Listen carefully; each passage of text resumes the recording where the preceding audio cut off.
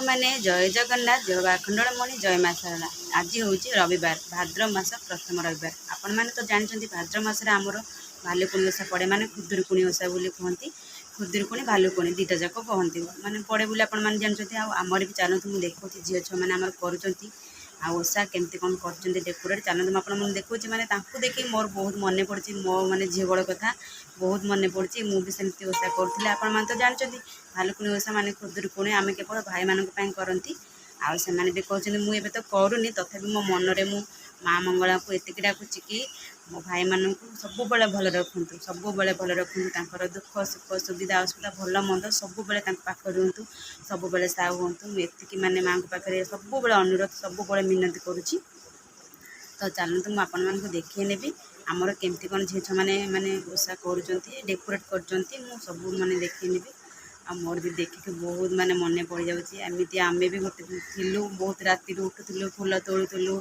आ पूजा पूजा करूँ समस्ते मिसिकी पोखरी जाकि गाधोलु बालुका पूजिलु एमती सब कथा मोर मन भी पड़ जाऊँगी। तो चलते मुझे आपण मानक देखिए ता पूर्व मो फ्रेंड्स मानक गोटे गीत बुलेकी शुणी भालुकुणी ओषा ओषा पाई गोटे गीत बुलेकी मुझे शुणी मो नुहे तो कोई मो छेड़ी हजी नाही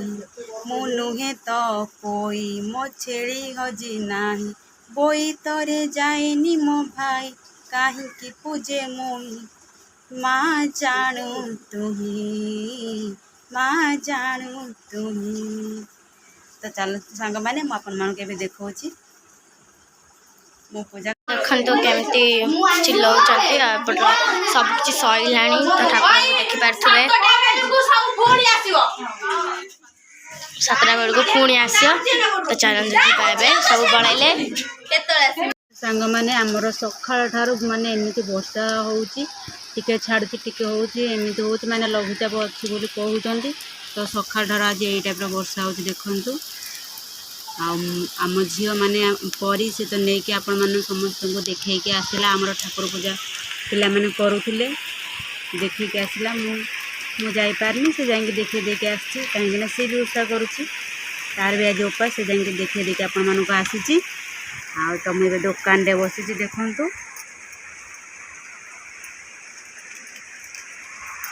एपटे बहुत जोरे वर्षा भी होची काली केत जोरे माने आमर बड़ी पानी थिला मु तो आपण मानक देखी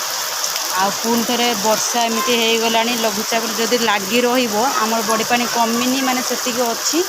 तापर भी आहरी पानी आसीज बहुत पानी होमती भी आम बहुत क्षति हो गला कहीं आमर सबुठार मूल्यवान जिनस आमर चाष पूरा नष्ट हो सारी तापर जदि पानी उपरे पानी आसब आम बहुत हैरान हबू बहुत हैरान हबू। तो किसी भी माने माइंड रे पशुनी कौन हम कौन ना एम जो लघुचाप लगी रमती कौन परिवार चलो कौन कर किसी भी माने मुंडे पशुनी से बहुत दुख ये कथा भाविला दुख लगुच। देखते आमर रोषे रही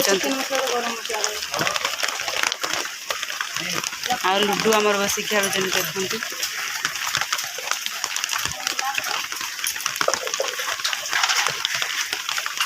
आ मेकअप वाले बसिक मेकअप रे पूरा रही देखु आज भालुकुणी ओषा ना हाँ तार निजर पूरा भल से करुँच आमर टे करदौनी शिखी बोली आम तो शिखिनु छाड़ आज उपास कर टोटाल बार मेहंदी करके हाथ को देखु केते सुंदर मेहंदी करमती कर तो एमती कार घर मेहंदी करने को माने कहे बाहागर फागर सबुरे जाकि बनईदेव ना कौन आमर करदे बेले बेले एवं करनी आम हाथ खाली ता हाथ मेहंदी हाँ मुझे दुकान को जाए ये आमर आकु जमा वर्षा वर्षा जना पड़ुनी ना कौन ये मही से कहलानी उपास करके पूरा बेल हो गलानी खाया सेमती किसी तू उपास सतर कर ना खाई भी दे मुझे जानी